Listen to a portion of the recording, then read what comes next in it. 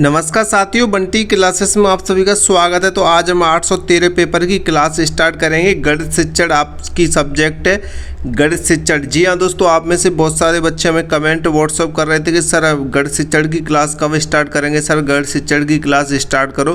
तो आज हम MP DELED प्रथम वर्ष की जो गणित शिक्षण की सब्जेक्ट है उसी की क्लास के इंपॉर्टेंट क्वेश्चन आंसर लेके आए आपके लिए। आपका जो गणित शिक्षण का पेपर होता है वो 70 नंबर का होता है। जी हाँ दोस्तों, 70 नंबर का होता है। पास होने के लिए आपको 28 अंक लाने हैं। तो आज हम इस क्लास में इम्पोर्टेंट सिर्फ और सिर्फ इम्पोर्टेंट क्वेश्चन आंसर कराएंगे। तो आपको इस क्लास को फुल वॉच कर लेना है और सभी जगह शेयर कर दो। आपके व्हाट्सअप, टेलीग्राम जो भी आप चलाते हैं, इंस्टाग्राम, सभी जगह इसकी लिंक, इस क्लास की लिंक शेयर कर दो ताकि और स्टूडेंट, आपके यार दोस्त सभी देख सकें इस क्लास को, क्योंकि ये इम्पोर्टेंट है एग्जाम के लिए। ठीक है, तो क्लास को लाइक करें जितने भी बच्चे जुड़ रहे हैं और चैनल को सब्सक्राइब करें जिन्होंने अभी तक नहीं किया है। जो नए बच्चे जुड़ रहे हैं वो चैनल को जरूर सब्सक्राइब करें, क्योंकि MP DELED की हर एक जानकारी सबसे पहले हमारे चैनल पर ही देखने को मिलती है। और इम्पोर्टेंट क्वेश्चन आंसर की क्लास आने वाली जो भी आगे आएंगी क्लासेस वो भी आपको सबसे पहले देखने को मिलेंगी। इसलिए आप बंटी क्लासेस यूट्यूब चैनल को सब्सक्राइब करें और बेल आइकन और रखें ताकि कोई भी नोटिफिकेशन आप मिस ना करें, कोई भी क्लास मिस ना करें। ठीक है, सभी जगह शेयर कर दो। तो हम इम्पोर्टेंट क्वेश्चन आंसर की क्लास स्टार्ट कर रहे हैं। गणित शिक्षण आपकी विषय का नाम है। ठीक है, MP DELED प्रथम वर्ष वालों की। वराहमिहिर द्वारा लिखित कोई दो ग्रंथों के नाम लिखिए। तो पहला क्वेश्चन कह रहा है वराहमिहिर द्वारा लिखित कोई दो ग्रंथों के नाम लिखिए। तो आपको इस क्वेश्चन के आंसर की शुरुआत कैसे करनी है आप यहाँ पे देखेंगे। आपको थोड़ी स्टार्टिंग ऐसे करनी है। वराहमिहिर प्राचीन भारत के महान खगोल शास्त्री और गणितज्ञ थे। उन्होंने कई महत्वपूर्ण पुस्तकें लिखी। अगर आप ऐसा लिखते हैं तो एग्जामिनर जो आपकी कॉपी चेक करेगा वो भी देखकर खुश होगा कि आपने एक अच्छे क्वेश्चन की और अच्छे तरीके से आंसर की शुरुआत की है। थोड़ा बहुत लिखना अच्छा रहता है। डायरेक्ट ग्रंथ लिखेंगे तो उसमें थोड़ा अच्छा नहीं लगेगा, लेकिन आप थोड़ा सा जो वराहमिहिर गणितज्ञ हैं उनके बारे में थोड़ा सा इंट्रो देंगे तो वो थोड़ा अच्छा लगेगा। ठीक है, तो वराहमिहिर प्राचीन भारत के महान खगोल शास्त्री और गणितज्ञ थे। उन्होंने कई महत्वपूर्ण पुस्तकें लिखी। अब उनके दो प्रमुख ग्रंथों के बारे में लिखेंगे। ठीक है, तो आंसर देने का थोड़ा तरीका भी आना चाहिए। तो उनके जो प्रमुख दो ग्रंथ हैं उनके बारे में हम लिखते हैं। तो इनका पहला ग्रंथ है बृहत संहिता। इसमें ज्योतिष, मौसम, वस्तु, ग्रह, नक्षत्र आदि के बारे में जानकारी दी जाती है। ठीक है, दूसरा है पंचसिद्धांतिका। पंचसिद्धांतिका ये दूसरा ग्रंथ है। इसमें खगोल विज्ञान के 5 प्रमुख सिद्धांतों का वर्णन किया गया है। ठीक है, ये हमने थोड़ा थोड़ा लिखा गया है डिटेल में, यानी कि 2 नंबर का या 3 नंबर के क्वेश्चन में आप इतना लिखेंगे तो काफ़ी आपके लिए। ठीक है, उसके बाद इन ग्रंथों से हमें प्राचीन भारतीय विज्ञान की उन्नति का पता चलता है। इन ग्रंथों से हमें प्राचीन भारतीय विज्ञान की उन्नति का पता चलता है। तो ये 2 प्रमुख ग्रंथ थे जो हमने बताए, क्योंकि 2 ही पूछे आपके प्रश्न में। ठीक है, ये प्रश्न में 2 ही पूछ रहा है। वराहमिहिर द्वारा लिखित कोई 2 ग्रंथ लिखने, और भी कई सारे ग्रंथ हैं लेकिन इसने प्रश्न में 2 पूछे तो हम 2 ही बता रहे हैं। ठीक है, तो आप थोड़ा यहाँ पे जो प्रश्न है उसका उत्तर लिखने का तरीका समझें। थोड़ा पहले हम थोड़ा सा इंट्रो देंगे। वराहमिहिर का हमने थोड़ी सी जान पहचान कराई है। एग्जामिनर से जो कॉपी चेक करेगा वो देखेगा कि वराहमिहिर प्राचीन भारत के महान खगोल शास्त्री और गणितज्ञ थे। उन्होंने कई महत्वपूर्ण पुस्तकें लिखी। उनके 2 प्रमुख ग्रंथ हैं, ऐसे आप लिखेंगे। फिर उस प्रमुख ग्रंथों के नाम, उनके बारे में थोड़ा कि इन ग्रंथों में क्या होता है, फिर उनके बाद ये लिख के आपका आंसर एकदम पक्का हो जाएगा। आपको 3 नंबर या 2 नंबर पक्के मिल जाएंगे इसमें। ठीक है, तो आप थोड़ा लिखने का तरीका भी सीखें, एग्जाम में उत्तर लिखने का तरीका। ठीक है, और नेक्स्ट क्वेश्चन देखते हैं। नेक्स्ट क्वेश्चन क्या कह रहा है। आर्यभट्ट प्रथम पर संक्षिप्त टिप्पणी लिखी। आर्यभट्ट प्रथम है, उन पर आपको एक टिप्पणी लिखनी है। संक्षिप्त में मतलब उसका उत्तर देना है कि आर्यभट्ट कौन थे। ठीक है, डिटेल में उत्तर नहीं देना है। तो आर्यभट्ट भारत के महान गणितज्ञ और खगोल शास्त्री थे। ठीक है, आर्यभट्ट भारत के महान गणितज्ञ और खगोल शास्त्री थे। सभी जो भी गणित को लेकर है उनके बारे में यही लिखा जाता है कि वो गणितज्ञ थे और खगोल शास्त्री थे। ठीक है, तो आर्यभट्ट भारत के महान गणितज्ञ और खगोल शास्त्री थे। अब इनके बारे में थोड़ा पॉइंट बना के हम लिखेंगे कि इन्होंने क्या क्या किया था। ठीक है, संक्षिप्त में पूछ रहा है तो हम पॉइंट के माध्यम से इसमें लिख सकते हैं। उनका जन्म 476 ईस्वी में हुआ था, ये आप लिख सकते हैं। उन्होंने आर्यभट्टी नामक प्रसिद्ध ग्रंथ लिखा। तीसरा पॉइंट, उन्होंने बताया कि पृथ्वी गोल है और अपनी धुरी पर घूमती है। उन्होंने गणित में शून्य यानी 0 और दशमलव पद्धति के विकास में योगदान दिया। उन्होंने पाई का मान लगभग 3.14 बताया। तो ये कुछ पॉइंट इंपॉर्टेंट है आर्यभट्ट के, तो हमने पॉइंट बना के लिख दिए, ठीक है। उन्होंने जो कहा वो हमने पॉइंट के माध्यम से आपको समझा दिया है, और आप ये नोट्स पढ़ेंगे तो आपको अच्छे से समझ में आ जाएंगे सारे क्वेश्चनों के आंसर, ठीक है। और यहाँ पे ये लिख सकते हैं, उनके कार्यों का उपयोग आज भी गणित और विज्ञान में किया जाता है। नेक्स्ट क्वेश्चन की तरफ बढ़ते हैं। ये इंपॉर्टेंट क्वेश्चन आंसर है, मैं लगा देता हूँ पहले ही इंपॉर्टेंट, ठीक है। एक ना एक पेपर में आपसे पूछेगा जरूर। निगमन विधि की व्याख्या कीजिए। निगमन के बारे में जरूर पूछेगा आपसे। 2 नंबर का, 4 नंबर का, 1 नंबर का, 5 नंबर का या 3 नंबर का क्वेश्चन जरूर आएगा। मैं ये नहीं कह रहा कि गणित के पेपर में आएगा, ये किसी ना किसी पेपर में आपको देखने को जरूर मिलेगा, क्योंकि ये सारे सब्जेक्ट एक दूसरे से रिलेटेड होते हैं, ठीक है। तो इम्पोर्टेंट है, निगमन विधि की व्याख्या कीजिए। चलिए इसके बारे में थोड़ा, निगमन विधि होती क्या है पहले आप ये समझेंगे। निगमन विधि वह शिक्षण विधि है जिसमें सामान्य नियम से शुरू करके विशेष उदाहरण तक पहुंचाया जाता है, ठीक है। सामान्य नियम से शुरू करके विशेष उदाहरण तक पहुंचाया जाता है, यानी सरल भाषा में समझेंगे, पहले नियम बताया जाता है फिर उसे उदाहरणों से समझाया जाता है, इसे ही निगमन विधि कहते हैं, ठीक है। क्लियर, आपको समझ में आ गया। पहले नियम बताए जाएंगे आपको, फिर उसके बाद उदाहरणों से समझाया जाएगा। यानी कि जब आप एक शिक्षक बनेंगे तो आप बच्चों को पढ़ाएंगे तो पहले नियम बताएंगे कि ये नियम है। कोई भी गणित का टॉपिक पढ़ाएंगे तो पहले आप नियम बताएंगे, उसके बाद उसे उदाहरणों से समझाएंगे, ठीक है। तो वही क्या है, वो निगमन विधि है, ठीक है। चलिए आगे बढ़ते हैं। तो इसकी मुख्य विशेषताएं देखेंगे। निगमन विधि की जो मुख्य विशेषताएं, इसमें क्या होता है, सामान्य से विशेष की ओर जाते हैं, ठीक है। पहले नियम सूत्र बताया जाता है, फिर उदाहरण दिए जाते हैं। पहले नियम और सूत्र बताए जाते हैं, फिर उसके बाद उदाहरण दिए जाते हैं। फिर दूसरा पॉइंट में लिखेंगे इसकी विशेषता, मुख्य विशेषताएं हम आपको बता रहे हैं। निगमन विधि की विशेषताएं भी पूछ लेता है। निगमन विधि की 2 विशेषताएं लिखिए या 3 विशेषताएं बताइए, ठीक है। तार्किक विधि, इसमें तर्क और सोच का उपयोग होता है। तीसरे पॉइंट में देखें, तीसरी विशेषता देखेंगे इसकी, समय की बचत, यानी सीधे नियम बताने से समय कम लगता है इसे पढ़ाने में, इस विधि के माध्यम से पढ़ाने में, ठीक है। और चौथा पॉइंट है शिक्षक केंद्रित विधि। ये शिक्षक केंद्रित विधि होती है, इसमें शिक्षक अधिक सक्रिय रहता है, क्योंकि सारी चीज़ें शिक्षक ही बताता है एक स्टूडेंट को, ठीक है, विद्यार्थी को। तो ये शिक्षक केंद्रित विधि होती है, ठीक है। उदाहरण के तौर पर आप ये देख सकते हैं, गणित में शिक्षक पहले बताता है समकोण त्रिभुज में ए स्क्वायर प्लस बी स्क्वायर बराबर सी स्क्वायर, ठीक है। ये आप लिख सकते हैं। फिर प्रश्न हल करके समझाता है, ठीक है। पहले उदाहरण बताता है, पहले नियम बताता है, फिर उदाहरण के माध्यम से आपको समझाता है, ठीक है। अब इसके लाभ की बात करें, जो लाभ है इस विधि के, यानी कि निगमन विधि के लाभ भी आपसे पूछ लेता है। निगमन विधि के 2 लाभ लिखिए या 3 लाभ लिखिए, जल्दी समझ में आ जाती है। निगमन विधि से आप पढ़ाते हैं तो बच्चों को जल्दी समझ में आ जाता है। समय की बचत होती है, इस विधि के माध्यम से आप पढ़ाते हैं तो परीक्षा के लिए उपयोगी है, ठीक है। परीक्षा के लिए उपयोगी कौन सी विधि, निगमन विधि। ये इसके लाभ हो गए। अब इसकी हानियाँ देखेंगे, इससे कौन कौन सी हानि होती हैं। बच्चे खुद खोज नहीं करते हैं, क्योंकि ये शिक्षक केंद्रित होती है, सारी चीज़ें शिक्षक करता है, तो ये बच्चे के लिए हानि पहुंचाते हैं, ठीक है। क्योंकि इसमें बच्चे खुद खोज नहीं करते हैं, ठीक है। सारा काम कौन करता है, शिक्षक करता है। रटने की संभावना अधिक होती है, क्योंकि शिक्षक समझाता है ज़्यादा, क्योंकि इसमें नियम बताए जाते हैं तो आपको रटना पड़ेगा नियम को, तो ठीक है। तो रटने की संभावना अधिक होती है। और तीसरा पॉइंट है कम रुचिकर हो सकता है, ठीक है। इसमें बच्चे कम इंटरेस्ट ले सकते हैं, तो ये इसकी हानियाँ हो जाएंगी। ये आप हानि के तौर पे लिख सकते हैं। अगर आपसे पूछे कि निगमन विधि की 2 हानियाँ लिखिए या 3 हानियाँ लिखिए, ठीक है। कौन कौन सी हानि हो सकती हैं, लाभ हानि आपसे दोनों पूछ सकता है, तो आप इसी क्वेश्चन को अच्छे से समझें और पढ़ें, ठीक है।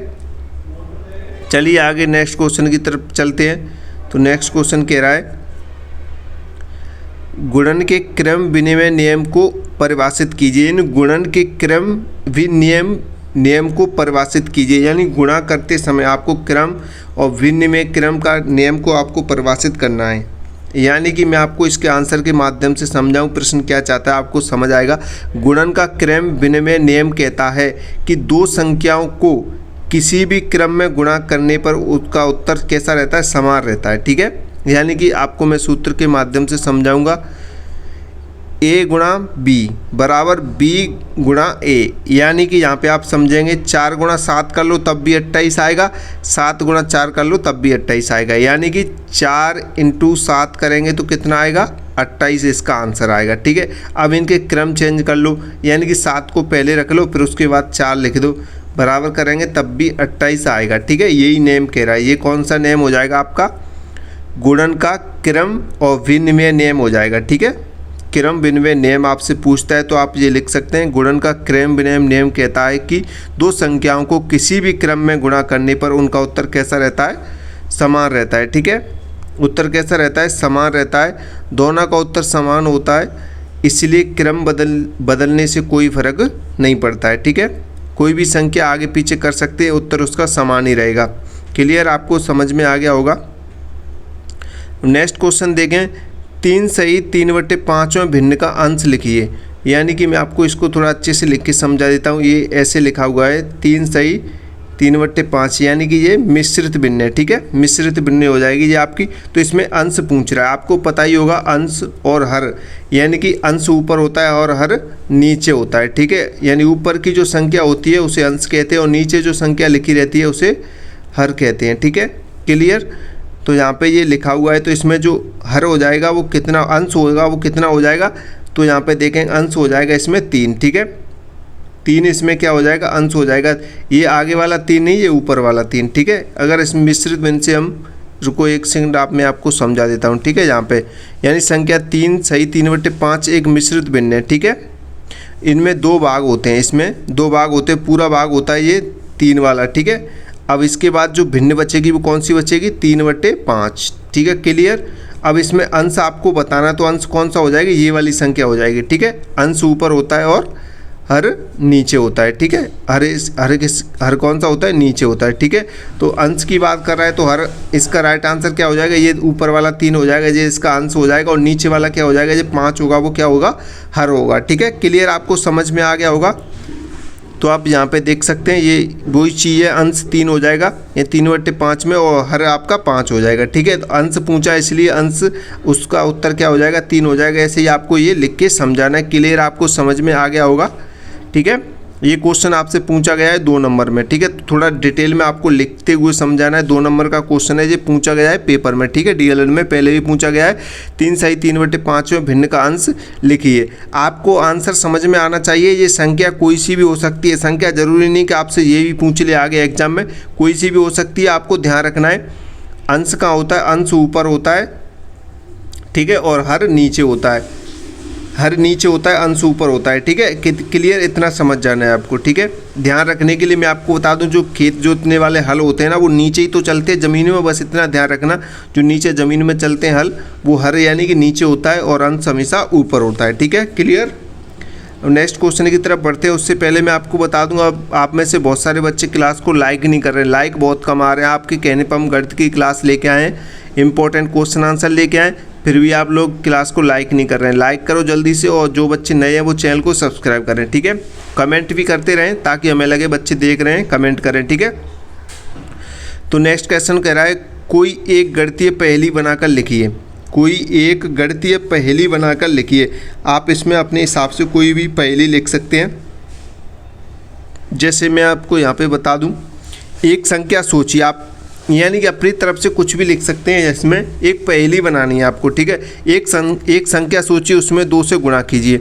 आप कोई सी भी संख्या सोचिए, फिर उसमें 4 जोड़िए, और अब परिणाम 20 है, यानी कि 20 कैसे आया आपको ये बताना है। तो इसमें कह रहा है एक संख्या सोचिए, ये मैंने अपनी तरफ से लिखा है, यानी कि जैसे मैं आपको बता दूं। ठीक है, एक आपने संख्या सोच ली 8। ठीक है, 8 संख्या सोच ली, उसमें 2 से गुणा कीजिए। इसमें हमने 2 से गुणा किया, बराबर में कितना आ गया? 16 आ गया। ठीक है, कितना आ गया? 16 आ गया।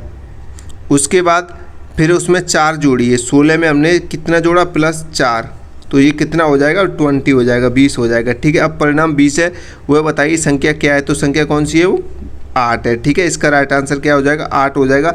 यही आपको आराम से लिखना है डिटेल में। जैसे इधर आप देखेंगे तो ये गणित की भाषा में लिखा हुआ है, और इधर ये हिंदी में लिखा हुआ है। आपको ऐसे हिंदी में लिखना है और गणित की भाषा में भी आपको लिखना है। ठीक है, तभी आपको नंबर मिलेगा। डिटेल में थोड़ा समझाते हुए लिखेंगे। ठीक है, ऐसे हमने यहाँ पे इसको हल किया है, आप इसे देख सकते हैं। मान लेते हैं x, और आप ऐसे कर सकते हैं, ये मैंने किया है। आप डिटेल में जैसे मैंने अभी आपको ऊपर करके बताया वैसे भी आप कर सकते हैं। ठीक है, चलिए नेक्स्ट क्वेश्चन देखते हैं। नेक्स्ट क्वेश्चन क्या कह रहा है, गणित सीखने की प्रक्रिया में शिक्षक की भूमिका पर संक्षिप्त टिप्पणी लिखी है। ठीक है, गणित सीखने की प्रक्रिया में शिक्षक की भूमिका पर संक्षिप्त टिप्पणी लिखी है। तो गणित सीखने में शिक्षक की बहुत महत्वपूर्ण भूमिका होती है। ठीक है, गणित सीखने में शिक्षक की बहुत बड़ी भूमिका होती है सिखाने में। ठीक है, जैसे कि मैं आपको बताऊं, शिक्षक कठिन विषयों को आसान बनाता है, उदाहरण और चित्रों से समझाता है। एक शिक्षक बच्चों को उदाहरण और चित्रों से समझाता है, बच्चों को सवाल पूछने के लिए प्रेरित करता है, हर छात्र की समस्या को समझकर समाधान देता है। कौन देता है? ये शिक्षक के बारे में आपको लिखना है। ठीक है, अभ्यास करवाकर बच्चों की समझ मजबूत करता है। कौन करता है? शिक्षक करता है। छात्रों में आत्मविश्वास और रुचि पैदा करता है। कौन करता है? शिक्षक करता है। एक अच्छा शिक्षक गणित को डर नहीं बल्कि मज़ेदार बना देता है। ठीक है, तो आप ये लिख सकते हैं एक शिक्षक के बारे में। ठीक है, अब गणित सीखने की प्रक्रिया में विद्यार्थी की भूमिका निभानी है। ठीक है, विद्यार्थी की क्या भूमिका रहती है गणित सीखने के लिए? तो विद्यार्थी की भूमिका में बहुत महत्वपूर्ण होती है। तो इसके पॉइंट भी लिखने हैं, उसे ध्यान से पढ़ाई करनी चाहिए। यानी एक विद्यार्थी को गणित सीखने के लिए ध्यान से पढ़ना चाहिए, नियमित अभ्यास करना चाहिए।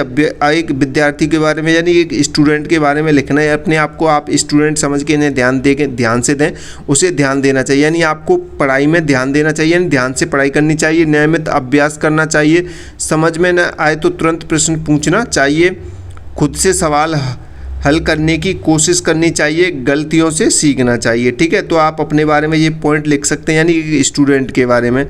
और धैर्य और मेहनत से आगे बढ़ना चाहिए। ठीक है, कोई भी जल्दबाजी नहीं करनी, आपको आराम से सारे सिलेबस को कंप्लीट करना है, अच्छे से पढ़ना है समझते हुए। ठीक है, धैर्य रखें, अच्छा स्कोर होगा आपका, डरना नहीं है इस डीएलएड एग्जाम से। ठीक है, क्लियर? जो विद्यार्थी मेहनत करता है वह गणित को आसानी से समझ सकता है। ठीक है, तो आप ये लिख सकते हैं, ये क्वेश्चन इंपॉर्टेंट है और यही सेम टू सेम क्वेश्चन फिर से पूछा गया है। गणित सीखने की प्रक्रिया में सिखाने वाले की भूमिका लिखिए। यानी गणित सीखने की प्रक्रिया में आपको सिखाने वाले की भूमिका लिखनी है। तो सिखाने वाला कौन होता है? टीचर होता है। ठीक है, सिखाने वाला कौन होता है? टीचर होता है। यानी गणित, पहले क्वेश्चन समझेंगे, गणित सीखने की प्रक्रिया में सिखाने वाले की भूमिका लिखी है। ये टीचर हमने जोड़ रखा है इसमें। ठीक है, इसलिए कि आपको समझ आ सके। कौन सिखाता है आपको गणित? एक शिक्षक सिखाता है, एक टीचर सिखाता है। जैसे अभी हमने आपको पॉइंट के माध्यम से समझाया था, सेम वही क्वेश्चन है, बस थोड़ा सा अंतर किया है इसमें। ठीक है, क्वेश्चन को थोड़ा सा घुमा दिया है, लेकिन आपको समझना है क्वेश्चन क्या कह रहा है। ठीक है, तो गणित शिक्षण में शिक्षक की भूमिका अत्यंत महत्वपूर्ण होती है। वह छात्रों का मार्गदर्शक और प्रेरक होता है। ठीक है, आपको ये लाइन लिख के अब मुख्य भूमिका लिखनी है। ठीक है, सिखाने वाले की। सिखाने वाला कौन होता है? एक शिक्षक होता है। तो शिक्षक के बारे में ही आपको पॉइंट लिखने हैं। ठीक है, विषय को सरल और स्पष्ट बनाता है। कौन बनाता है? एक शिक्षक बनाता है, जो गणित सिखाने वाला होता है। ठीक है, छात्रों में रुचि और प्रेरणा उत्पन्न करता है। कौन करता है? शिक्षक करता है। उदाहरण और गतिविधियों के माध्यम से पढ़ाता है। कौन पढ़ाता है? शिक्षक पढ़ाता है। छात्रों की समस्याओं का समाधान करना कौन करता है? एक शिक्षक करता है। सही मार्गदर्शन और प्रोत्साहन देना कौन देता है? शिक्षक देता है। ठीक है, निष्कर्ष में देखते हैं आप, शिक्षक प्रभावी शिक्षण का मुख्य आधार होता है। ठीक है, क्लियर? अब नेक्स्ट क्वेश्चन देखें। अब इसमें सीखने की भूमिका बताई गई है। गणित सीखने की प्रक्रिया में सीखने वाला कौन होता है? स्टूडेंट होता है, और सिखाने वाला एक टीचर होता है। ठीक है, तो हम इसमें एक स्टूडेंट की भूमिका देखेंगे।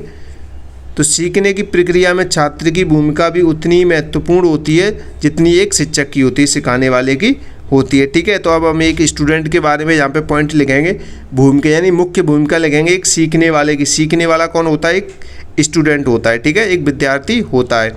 तो ध्यान से सुनना और समझना कौन करता है? एक स्टूडेंट करता है। ठीक है, नियमित अभ्यास करना ये किसके लिए होता है? एक स्टूडेंट के लिए होता है। ठीक है, एक स्टूडेंट को नियमित अभ्यास करना चाहिए, ध्यान से सुनना और समझना चाहिए, प्रश्न पूछना और जिज्ञासा रखना चाहिए। ठीक है, अगर कोई शिक्षक उसे पढ़ा रहा है तो उसके मन में प्रश्न पूछने और जिज्ञासा होनी चाहिए। ठीक है, और स्वयं प्रयास करना चाहिए सीखने का। ठीक है, दूसरे पर निर्भर नहीं कि शिक्षक ही सब कुछ सिखाए, एक स्टूडेंट को भी स्वयं ही प्रयास करना चाहिए सीखने के लिए। 5वां पॉइंट कह रहा है गलतियों से सीखना। ठीक है, अगर स्टूडेंट कोई भी गलती कर रहा है सीखने में तो उसे उससे गलतियों से सीखना चाहिए। सक्रिय और मेहनती छात्र ही अच्छे गणित सीख सकते हैं। ठीक है, जो एक्टिव रहते हैं, जो स्टूडेंट एक्टिव रहते हैं, वो ही जल्दी गणित को सीख सकते हैं। ठीक है, अब नेक्स्ट क्वेश्चन की तरफ बढ़ते हैं। नेक्स्ट क्वेश्चन कह रहा है सीखने के संदर्भ में वुडवर्थ एवं गेट्स की परिभाषा लिखिए। सीखने के संदर्भ में आपको वुडवर्थ जो एक मनोवैज्ञानिक है और गेट्स ही है, उनकी परिभाषा आपको लिखनी है। ठीक है, तो पहले थोड़ा सीखने के बारे में हम समझेंगे। अधिगम यानी कि लर्निंग यानी सीखना। अधिगम क्या होता है, सीखना क्या होता है, ठीक है। एक ऐसी प्रक्रिया है जिसके द्वारा व्यक्ति के व्यवहार में परिवर्तन आता है। इसे विभिन्न मनोवैज्ञानिकों ने अलग अलग तरह से समझाया है, ठीक है। तो वुडवर्थ के अनुसार इसकी परिभाषा देखेंगे। वुडवर्थ और गेट्स के अनुसार आपको परिभाषाएं बतानी है, तो सबसे पहले हम वुडवर्थ की परिभाषा देखेंगे, ठीक है। तो वुडवर्थ के अनुसार देखेंगे तो अधिगम वह प्रक्रिया है जिसके द्वारा अनुभव के कारण व्यवहार में परिवर्तन होता है। तो ये परिभाषा किसने दी है, ये परिभाषा वुडवर्थ ने दी है, ठीक है। तो इसकी थोड़ी सी व्याख्या समझेंगे। जब व्यक्ति अपने अनुभवों से कुछ नया सीखता है और उसके व्यवहार में बदलाव आता है तो उसे अधिगम कहते हैं, ठीक है। अधिगम यानी सीखना। क्लियर यहाँ तक। अब हम नेक्स्ट गेट्स की परिभाषा देखें। गेट्स के अनुसार हमसे दो परिभाषाएं पूछी गई हैं प्रश्न में, एक वुडवर्थ के अनुसार और गेट्स के अनुसार। तो अधिगम अनुभव और अभ्यास के द्वारा व्यवहार में होने वाला स्थायी परिवर्तन, ये किसने दी है ये परिभाषा, ये गेट्स ने दी है, ठीक है। अधिगम अनुभव और अभ्यास के द्वारा जो व्यवहार में परिवर्तन होता है, जो स्थायी परिवर्तन होता है, उसे क्या कहते हैं, अधिगम कहते हैं, ठीक है। तो ये अधिगम की परिभाषा यानी सीखने के संदर्भ में वुडवर्थ और गेट्स की परिभाषाएं ये। तो इसकी थोड़ी सी व्याख्या करके मैं आपको बता देता हूँ। केवल अस्थायी नहीं बल्कि अभ्यास से जो स्थायी बदलाव आता है उस वही वास्तविक अधिगम होता है, यानी वही सीखना होता है, ठीक है। वास्तविक सीखना होता है। ये थोड़ी सी हल्की सी व्याख्या आसान शब्दों में, और ये परिभाषा है जो गेट्स ने दी है, ठीक है, ऊपर लिखी हुई है। आप इन्हें अच्छे से पढ़ें, नोट्स भी परचेस करें। नोट्स पढ़ेंगे तो आपको आसानी से समझ में आ जाएगा, ठीक है। थोड़ा निष्कर्ष में देखें, दोनों के अनुसार अधिगम का मुख्य आधार अनुभव और व्यवहार में परिवर्तन है, ठीक है। नेक्स्ट क्वेश्चन की तरफ बढ़ते हैं। तो आपने अभी क्लास को लाइक नहीं किया है, क्लास को लाइक करें सबसे पहले, और चैनल को सब्सक्राइब करें जो नए स्टूडेंट जुड़ रहे हैं, ठीक है। और जिन स्टूडेंट ने नोट्स नहीं लिए हैं वो नोट्स ले लो। मैं आपको फिर से नंबर नोट करा रहा हूँ, 72 40 28 72 81, ठीक है। ये नंबर है व्हाट्सअप नंबर। तो नोट्स परचेस कर लो। अभी तक आपने नोट्स नहीं लिए हैं तो 72 40 28 72 81 नंबर पे व्हाट्सअप मैसेज करें और नोट्स ले लें, इंपॉर्टेंट क्वेश्चन आंसर कम समय में पढ़ने के लिए, ठीक है। तो नेक्स्ट क्वेश्चन कह रहा है अधिगम के कोई 3 पद लिखिए, यानी 3 step, learning steps of learning, ठीक है। अधिगम के कोई 3 पद आपको लिखने हैं। तो पहले अधिगम के बारे में, अधिगम एक क्रमबद्ध प्रक्रिया है जिसमें कई चरण होते हैं। उनमें से जो मुख्य पद हैं वो निम्न प्रकार हैं, ठीक है। आप भी एग्जाम में अगर ऐसे पूछे तो आप ऐसे ही आंसर लिखें। अधिगम के कोई 3 पद लिखने की बोल रहा है तो आंसर देखें आप, आंसर की शुरुआत कैसे करनी है, ठीक है। अधिगम एक क्रमबद्ध प्रक्रिया है क्योंकि हम क्रम के अनुसार ही धीरे धीरे सीखते जाते हैं, ठीक है, जिसमें कई चरण होते हैं। सीखने के कई सारे चरण होते हैं। इनमें से जो मुख्य 3 पद हैं वो आपको लिखने हैं, ठीक है, क्योंकि इसमें 3 पद की बात की गई है, 3 चरणों की। तो 3 चरण हम लिखेंगे, ठीक है। कैसे कैसे सीखा जाता है, ठीक है।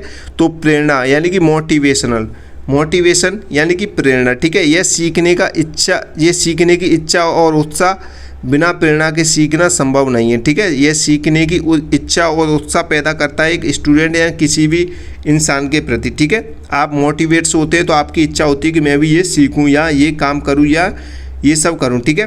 तो बिना प्रेरणा के सीखना संभव नहीं होता है किसी के भी लिए, ठीक है।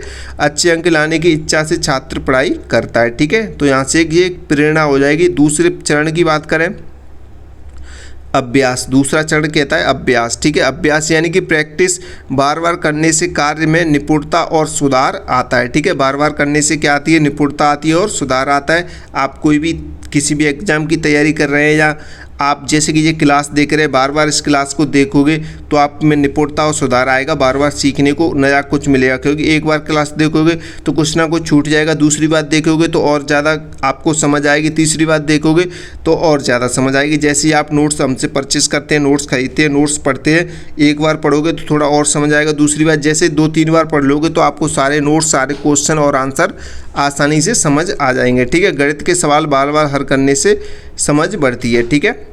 जितना अभ्यास करोगे उतनी आपकी समझ बढ़ेगी। तीसरे पद यानी तीसरे चरण की बात करें, प्रबलन यानी कि प्रतिक्रिया, ठीक है। तो इसमें सही कार्य पर प्रशंसा या पुरस्कार मिलने से सीखना मजबूत होता है, ठीक है। अगर आपने कोई कार्य किया है अच्छे से तो आपकी प्रशंसा हो जाए या आपको पुरस्कार मिल जाए तो आपकी जो सीखने की इच्छा है वो कैसी होती है, मजबूत होती है, ठीक है। यानी कि शिक्षक की सराहना मिलने पर छात्रों और अच्छा कार्य करने की कोशिश करता है, ठीक है, अच्छा काम करने की कोशिश करता है, ठीक है। तो ये आपके 3 चरण हो गए। निष्कर्ष में आप देख सकते हैं प्रेरणा, अभ्यास, प्रबलन मिलकर अधिगम को प्रभावी बनाते हैं, ठीक है, क्लियर। आपको पहले क्वेश्चन को समझते हुए आंसर लिखना है, ठीक है, अच्छे से। नेक्स्ट क्वेश्चन देखें। नेक्स्ट क्वेश्चन कह रहा है गणित सीखने में पाठ्य पुस्तक के महत्व पर टिप्पणी लिखी, यानी गणित सीखने में पाठ्य पुस्तक के महत्व पर टिप्पणी लिखनी है। तो गणित की पाठ्य पुस्तक के बारे में थोड़ा समझेंगे। गणित की पाठ्य पुस्तक छात्रों और शिक्षकों दोनों के लिए अत्यंत महत्वपूर्ण होती है। यह विषय को व्यवस्थित और सरल रूप से प्रस्तुत करती है, ठीक है। अब इसके महत्व के बारे में जानेंगे। जो टेक्स्ट बुक होती है, यानी कि जो गणित की सीखने की जो पाठ्य पुस्तक है, उसके महत्व के बारे में, ठीक है। तो पॉइंट के माध्यम से जानेंगे। पहला पॉइंट है क्रमबद्ध ज्ञान प्रदान करती है, ठीक है, विषय को सरल से कठिन क्रम में प्रस्तुत करती है। दूसरे पॉइंट देखें, सिद्धांत और उदाहरण देती है, यानी नियमों के साथ स्पष्ट उदाहरण समझने में मदद करते हैं। स्व अध्याय, यानी कि स्व अध्याय में सहायक छात्र घर पर भी स्वयं पढ़ सकते हैं। शिक्षक के कार्य के लिए मार्गदर्शक, यानी शिक्षक को पढ़ाने की दिशा मिलती है, ठीक है, शिक्षक को पढ़ाने की दिशा मिलती है। पांचवा पॉइंट देंगे, परीक्षा की तैयारी में सहायक, यानी कि महत्वपूर्ण प्रश्न और अभ्यास सामग्री उपलब्ध होती है। संदर्भ सामग्री के रूप में उपयोगी होती है, यानी बार बार पढ़कर समझ मजबूत की जा सकती है, ठीक है, क्लियर। तो ये पाठ्य पुस्तक का महत्व है गणित सीखने में। अब गणित सीखने में अभ्यास पुस्तक के महत्व पर टिप्पणी लिखी, ठीक है। गणित सीखने में अभ्यास पुस्तक के महत्व पर टिप्पणी लिखी है। पहले हमने पाठ्य पुस्तक की बात की थी, अब हम इसमें अभ्यास की बात करेंगे, ठीक है, अभ्यास पुस्तिका के महत्व की, ठीक है, गणित सीखने में। तो यहाँ पे हम थोड़ा सा लिखेंगे। पहले तो गणित एक ऐसा विषय है जिसमें अधिक अभ्यास की आवश्यकता होती है और इसमें अभ्यास पुस्तिका की विशेष महत्व होता है, ठीक है। गणित सीखने के लिए अभ्यास पुस्तिका का विशेष महत्व होता है, क्योंकि गणित एक ऐसा विषय है जिसमें अधिक अभ्यास की आवश्यकता होती है, ठीक है। अब इसके महत्व की बात करें तो महत्व को जानेंगे पॉइंट के माध्यम से, ठीक है। तो पहला पॉइंट कह रहा है अधिक अभ्यास के अवसर, ठीक है, कई प्रकार के प्रश्न हल करने का मौका मिलता है। गणना में निपुणता, दूसरा पॉइंट कह रहा है बार बार अभ्यास से गति और शुद्धता बढ़ती है। और तीसरा पॉइंट गलतियों में सुधार, यानी कि अभ्यास से अपनी कमजोरियों का पता चलता है, ठीक है। तो ये पॉइंट आप लिख सकते हैं, और भी कई सारे पॉइंट हैं, मैं आपको बता रहा हूँ। आत्मविश्वास बढ़ता है, यानी कि ज़्यादा अभ्यास से डर कम होता है। बार बार आप अभ्यास करोगे तो आप पे चीज़ें आने लगेंगी, आप गणित सब्जेक्ट को समझने लगेंगे, तो आपके अंदर जो भी डर है गणित को लेकर वो आपका कम हो जाएगा, ठीक है, क्लियर। पांचवा पॉइंट देकर समस्या समाधान क्षमता विकसित होती है, यानी विभिन्न प्रकार के प्रश्न हल करने से सोचने की क्षमता क्या होती है, बढ़ती है, ठीक है। परीक्षा की तैयारी मजबूत होती है, यानी परीक्षा में प्रश्न हल करना आसान हो जाता है अगर आप पहले से ही तैयारी करके अच्छे से प्रश्न बार बार अभ्यास करके जाते हैं, परीक्षा की तैयारी करके जाते हैं। तो परीक्षा में जब आप बैठते हैं तो आप जो प्रश्न हल करते हैं उन्हें प्रश्न हल करने में क्या होती है, आसानी हो जाती है, ठीक है। अब निष्कर्ष की बात करें, अभ्यास पुस्तिका गणित में दक्षता और आत्मविश्वास बढ़ाने का सबसे प्रभावी साधन होता है, ठीक है, क्लियर। नेक्स्ट क्वेश्चन की तरफ बढ़ते हैं। नेक्स्ट क्वेश्चन क्या कह रहा है, गणित की पाठ्यचर्या क्या है। गणित की पाठ्यचर्या क्या है, परिभाषा लिखिए। तो गणित की पाठ्यचर्या के बारे में आपको लिखना है। गणित की पाठ्यचर्या वह संपूर्ण योजना है जिसमें गणित के विषय वस्तु, शिक्षण विधियाँ, गतिविधियाँ और मूल्यांकन के तरीके शामिल होते हैं, ठीक है। गणित की पाठ्यचर्या में क्या क्या होता है, गणित की पाठ्यचर्या वह संपूर्ण योजना है। गणित की पाठ्यचर्या क्या है, एक संपूर्ण योजना है जिसमें क्या क्या होता है, जिसमें गणित के विषय वस्तु, शिक्षण विधियाँ, गतिविधियाँ और मूल्यांकन के तरीके शामिल होते हैं। तो ये आप पाठ्यचर्या के बारे में लिख सकते हैं, गणित की पाठ्यचर्या के बारे में, ठीक है। अब व्याख्या देखें, यहाँ पे कुछ पॉइंट के माध्यम से इसमें यह तय किया जाता है, ठीक है। गणित की जो पाठ्यचर्या होती है उसमें क्या क्या तय किया जाता है, क्या पढ़ाया जाएगा, आपको क्या यानी कि स्टूडेंट को क्या पढ़ाया जाएगा, कैसे पढ़ाया जाएगा और क्यों पढ़ाया जाएगा, ये सारी चीज़ें उसी के अंदर तय होती हैं। उदाहरण के तौर पे देखेंगे, यहाँ पे आप देख सकते हैं, जैसे कक्षा 1 में गिनती पढ़ाई जाएगी, ठीक है, कक्षा 5 में भाग सिखाए जाएंगे, कक्षा 8 में बीजगणित पढ़ाना है, ठीक है। तो ये सारी चीज़ें आप देख सकते हैं, पॉइंट के माध्यम से आप समझेंगे, ठीक है। तो ये क्या है, गणित की पाठ्यचर्या है, ठीक है। और ये आप परिभाषा के तौर पर आप ये लिख सकते हैं। तो इम्पोर्टेंट क्वेश्चन आंसर है। अब नेक्स्ट क्वेश्चन देखें। नेक्स्ट क्वेश्चन क्या कह रहा है, गणितीय कौशल को परिभाषित कीजिए, यानी गणितीय कौशल को आपको परिभाषित करना है। किन्हीं 2 गणितीय कौशलों के नाम भी आपको लिखने हैं, ठीक है। ये आपका 4 नंबर का क्वेश्चन है, ठीक है। गणितीय कौशल को परिभाषित कीजिए। किन्हीं दो गणितीय कौशलों के नाम आपको लिखने हैं, ठीक है। और क्लास को लाइक करो भाई, उम्मीद है आपको अच्छे से समझ आ रही है क्लास, तो लाइक करो ताकि हमें भी लगे आप अच्छे से हमारी क्लासेस देख रहे हैं, पसंद कर रहे हैं, ताकि हम आगे और नेक्स्ट क्लास लेके आ सकें, ठीक है। तो क्लास को लाइक करो, चैनल को सब्सक्राइब करो और सभी जगह इस वीडियो क्लासेस को शेयर करो, ठीक है। तो इसका आंसर देखेंगे सबसे पहले गणितीय कौशल। गणितीय कौशल वह क्षमता है जिसके द्वारा विद्यार्थी संख्याओं, चिन्हों और गणितीय समस्याओं को सही और प्रभावी तरीके से समझकर हल कर सकते हैं, ठीक है, कर सकें, यानी थोड़ा सरल तरीके से और जानें। गणित के सवालों को समझना और सही तरीके से हल करना ही गणितीय कौशल कहलाता है, ठीक है। गणित के सवालों को समझना और सही तरीके से हल करना ही गणितीय कौशल कहलाता है, ठीक है। सबसे पहले आपको प्रश्न को समझना है कि गणितीय कौशल होता क्या है और किन्हीं दो गणितीय कौशलों के आपको नाम लिखने हैं, ठीक है। तो गणितीय कौशल होता क्या है? गणित के सवालों को समझना और सही तरीके से हल करना ही गणितीय कौशल कहलाता है, ठीक है। क्लियर, ये आप परिभाषा लिख सकते हैं। और थोड़ा समझने के लिए गणितीय कौशल में क्या होता है, तो गणितीय कौशल यानी मैथमेटिक्स स्किल, ठीक है, वह क्षमता है जिसके द्वारा विद्यार्थी संख्याओं, चिन्हों और गणितीय समस्याओं को सही और प्रभावी तरीके से समझकर हल कर सकते हैं, ठीक है। यानी गणित के अंदर जितनी भी संख्या उनको समझे विद्यार्थी, चिन्हों को समझे और गणित में होने वाली समस्याओं को सही तरीके से यानी सही ढंग से समझकर उन्हें हल कर सके, ठीक है। कोई भी क्वेश्चन आए तो ये क्या है, गणितीय कौशल है, ठीक है। अब गणितीय कौशल के जो मुख्य नाम है, जो कौशल है, उनको लिखना है, ठीक है।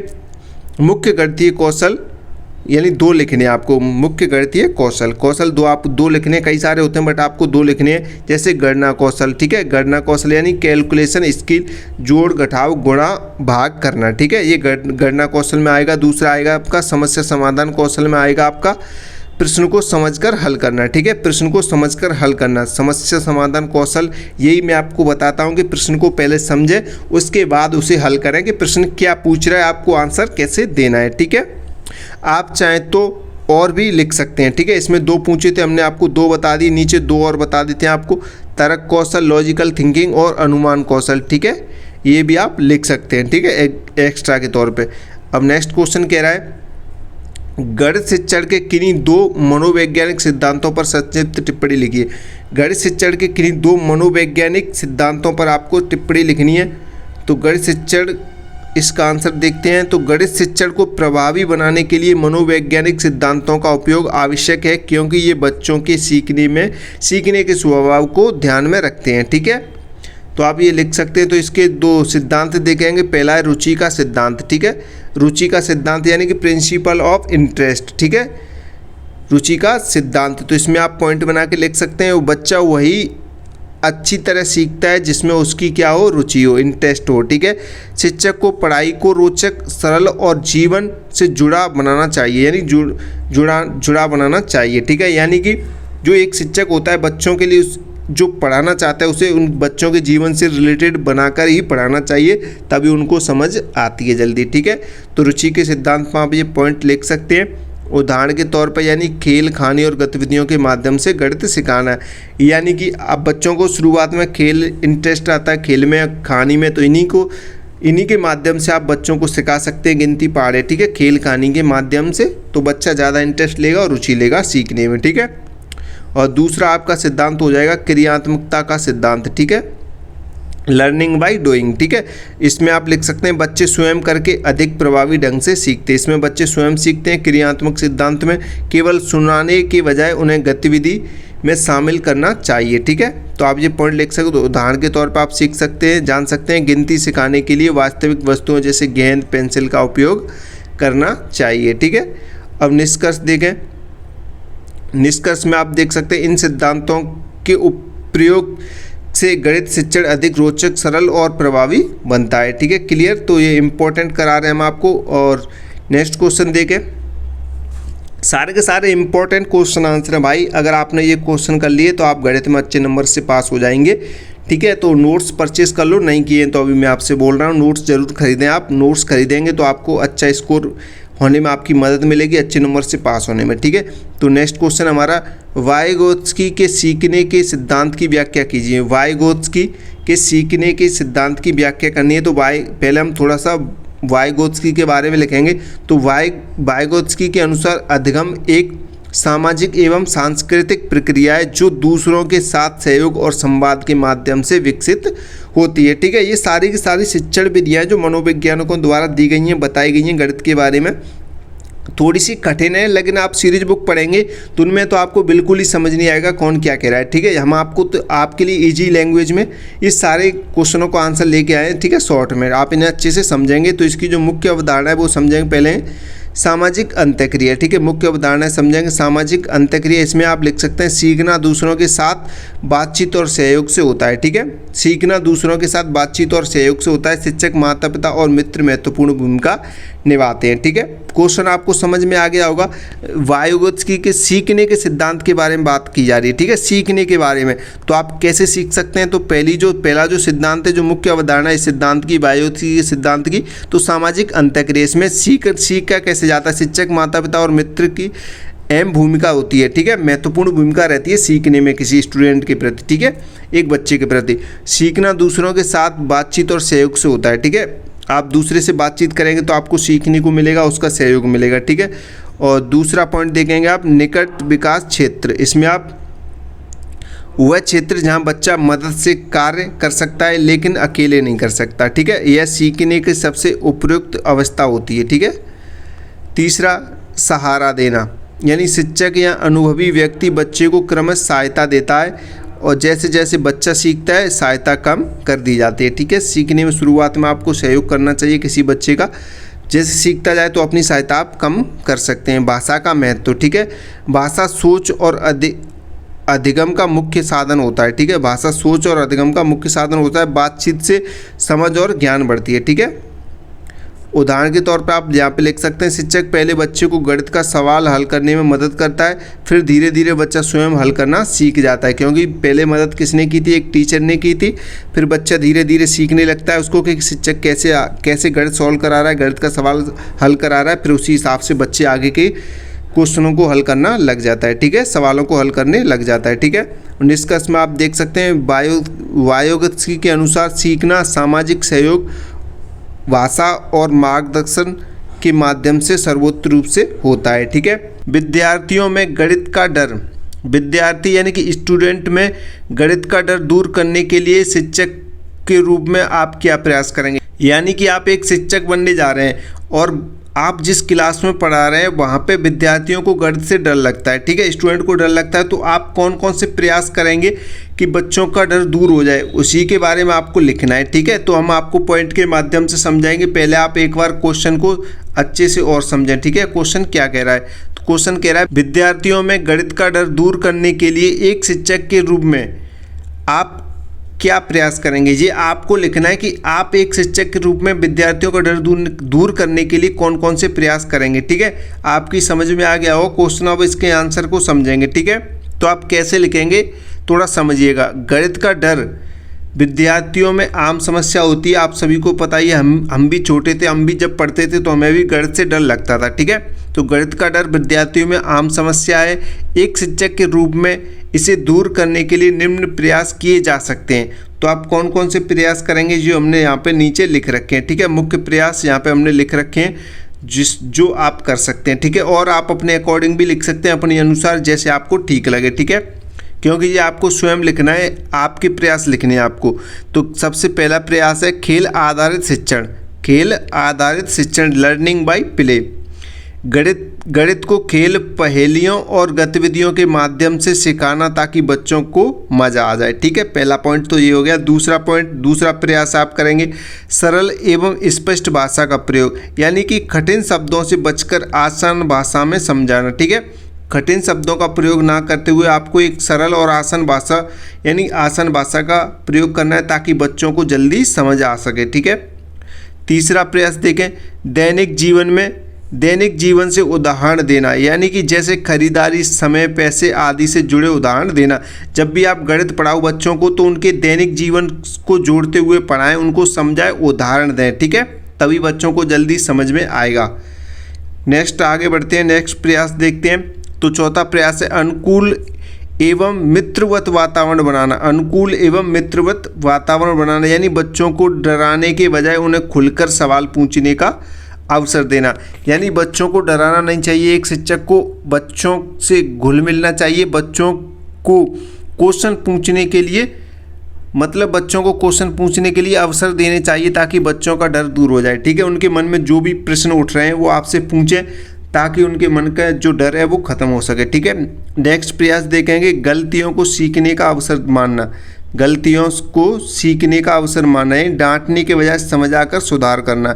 अगर बच्चे से क्लास में कोई गलती हो जाती है तो आप उसे डांटें नहीं, उसे समझाएं और आगे बताएं कि आगे वो ऐसी गलती ना करे। ठीक है, तो ये ज़्यादा बेटर रहता है, बच्चों के अंदर से डर निकालने का तरीका होता है, ये एक प्रयास होता है। और छठा पॉइंट देखें, छोटे छोटे चरणों में शिक्षण, यानी छोटे छोटे चरणों में शिक्षण यानी कठिन विषय को सरल भागों में बांटकर पढ़ाना। ठीक है, यानी आप पूरा पाठ एक साथ ना पढ़ाएं, थोड़े थोड़े खंड करके यानी छोटे छोटे खंड करके सरल भागों में बांटकर पढ़ाना चाहिए ताकि बच्चों को बोरिंग ना लगे। नेक्स्ट पॉइंट देखें, सातवां प्रयास देखें, चित्र मॉडल एवं गतिविधियों का प्रयोग। चित्र मॉडल एवं गतिविधियों का प्रयोग, इसमें चार्ट, आकृतियां, वस्तुएं आदियों का प्रयोग करना चाहिए। आठवां प्रयास कर सकते हैं आप, नियमित अभ्यास एवं पुनरावृत्ति।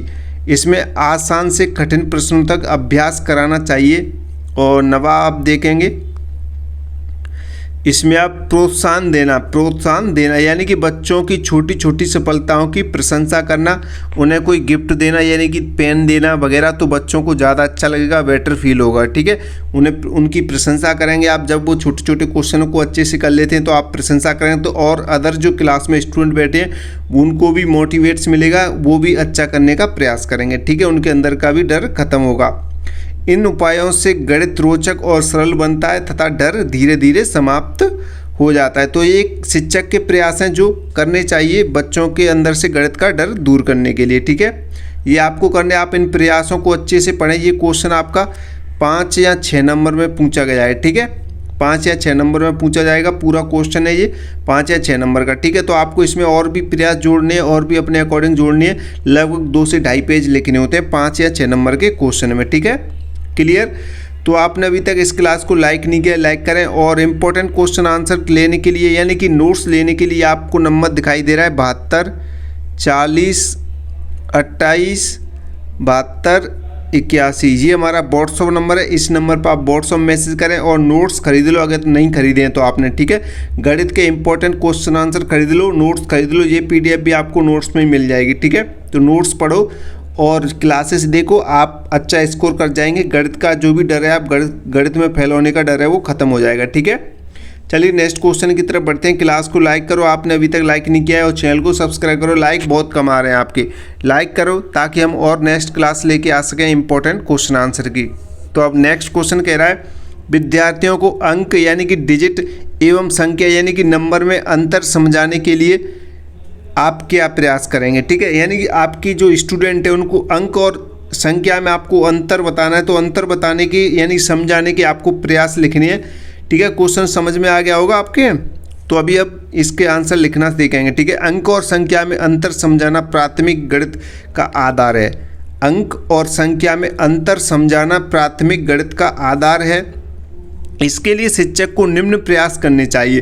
तो कौन कौन से प्रयास करने, सबसे पहले हम अंतर स्पष्ट करेंगे। ठीक है, सबसे पहले हम क्या करेंगे, अंतर स्पष्ट करेंगे। अंक क्या होता है पहले बच्चों को समझाएंगे। अंक यानी कि डिजिट, 0 से 9 तक के चिन्हों को अंक कहते हैं। यानी टोटल कितने अंक होते हैं, 10 अंक होते हैं। ठीक है, टोटल कितने अंक होते हैं, 10 अंक होते हैं 0 से लेकर 9 तक। ठीक है, और संख्या की बात करें, संख्या क्या होती है, यानी कि नंबर 1 या 1 से अधिक अंकों से मिलकर बनी संख्या कहलाती है। ठीक है, यानी कि अभी ये हमने 10 लिखा है तो ये क्या हो जाएगी, ये संख्या हो जाएगी, 2 अंकों से मिलके बनी है। ठीक है, ये क्या है, ये संख्या है। उदाहरण के तौर पे यहाँ पे देखेंगे हम, उदाहरण के तौर पे यहाँ पे आपको 5 दिखाई दे रही है। 5 क्या है, अंक है।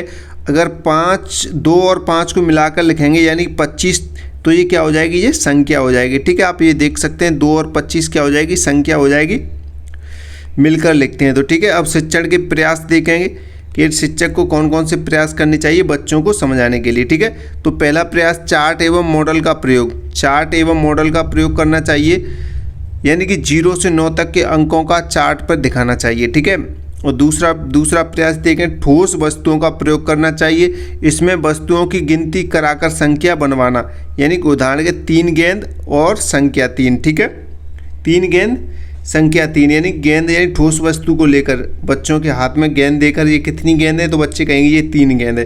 तो ऐसे आपको अंतर कराना चाहिए। तीसरा प्रयास देखें, स्थान मान समझाना, ठीक है, प्लेस वैल्यू यानी इकाई दहाई आदि का ज्ञान देना बच्चों को, ठीक है। चौथा प्रयास, उदाहरण द्वारा स्पष्ट कराना, उदाहरण द्वारा स्पष्ट करना यानी कि 7 ये अंक 17 संख्या 125 संख्या है, ठीक है, उदाहरण सहित स्पष्ट कराना बच्चों को। पांचवा प्रयास देखेंगे, गतिविधि आधारित शिक्षण, गतिविधि आधारित शिक्षण, इसमें बच्चों से अलग अलग अंक मिलाकर संख्या बनवाना, ठीक है, बच्चों से अलग अलग अंक मिलाकर संख्या बनवाना ये गतिविधि आधारित शिक्षण कहलाता है, ठीक है। और छठा प्रयास देखें, अभ्यास कार्य देना, अभ्यास कार्य देना, इसमें अंक और संख्या पहचानने के प्रश्न देना। जब आप बच्चों को अभ्यास कार्य देंगे, अंक और संख्या पहचानने के प्रश्न देंगे तो वो घर से करके लाएंगे और उन्हें पता चलेगा। आप चेक करेंगे जब उनकी कॉपी कि उन्होंने सही किया या गलत किया, अगर सही करते हैं तो आप उनकी प्रशंसा वगैरह कीजिएगा, ठीक है। तो ऐसे आप अंतर स्पष्ट कर सकते हैं। और सातवां प्रयास, खेल के माध्यम से सिखाना, खेल के माध्यम जैसे नंबर कार्ड से संख्या बनाना, ठीक है, तो आप ये प्रयास कर सकते हैं। नेक्स्ट क्वेश्चन देखते हैं। नेक्स्ट क्वेश्चन क्या कह रहा है, बंद आकृतियाँ क्या होती हैं, बंद आकृतियाँ क्या होती हैं, किन्हीं 4 बंद आकृतियों के नाम लिखिए। बंद आकृतियों के बारे में आपको बताना है कि बंद आकृति क्या होती हैं और 4 बंद आकृतियों के आपको नाम लिखने हैं। तो ठीक है, चलिए क्वेश्चन देखते हैं। पहले देखते हैं बंद आकृति होती क्या है, उसके बाद 4 बंद आकृतियों के नाम लिखेंगे, ठीक है। तो जिन आकृतियों की सभी रेखाएं आपस में जुड़ी होती हैं, जिन आकृतियों की सभी रेखाएं आपस में जुड़ी होती हैं और जिनका कोई सिरा खुला नहीं होता, उन्हें बंद आकृतियां कहते हैं, बंद आकृतियां कहते हैं। जैसे कि मैं आपको बताऊं, यहाँ पे मैं आपको बता देता हूं, 1 आकृति, 2 आकृति, 3 आकृति और ये 4 आकृति, यानी कि हमने आयत बना दिया। तो ये क्या है, आयत क्या है, एक बंद आकृति है, ठीक है। क्लियर, आपको समझ आ गया। इसकी एक भी आकृति खुली नहीं है, ठीक है, सारी की सारी जो सारे के सारे सिरे हैं वो एक बंद हैं, ठीक है। चलिए आगे और समझते हैं। इन आकृतियों में अंदर और बाहर का क्षेत्र स्पष्ट रूप से निर्धारित होता है, ठीक है। बंद और अंदर और बाहर का क्षेत्र कैसा होता है, स्पष्ट रूप से निर्धारित होता है, ठीक है। तो चलिए बंद आकृतियों के अब हम इस 4 नाम देखेंगे।